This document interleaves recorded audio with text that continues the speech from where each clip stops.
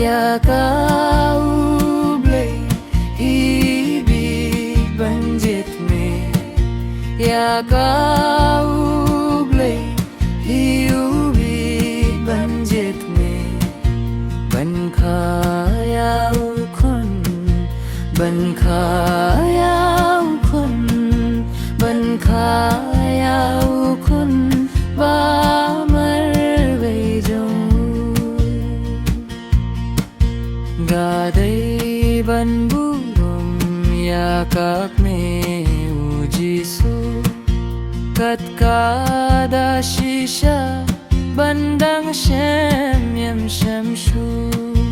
Na bun ki kinte ki baho bat soti.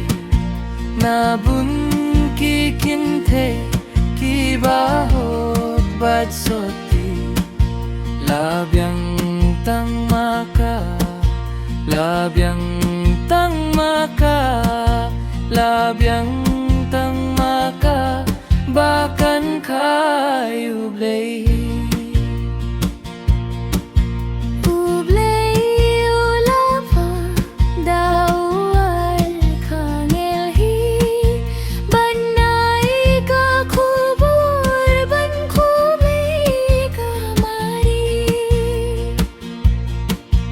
Kublai ko mari kabadab jingai. Kublai ko mari kabadab jingai.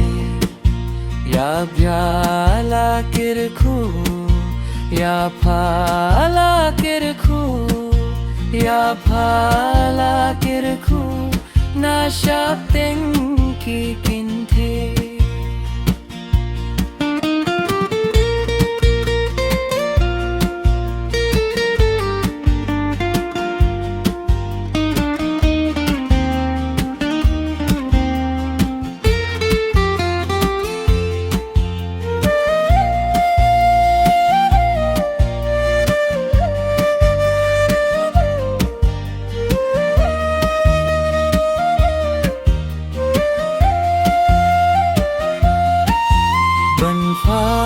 Ko mari utrai uladon Hakhmi ka shakri ngai tila kamun Nang ta ki aro ki kirku ki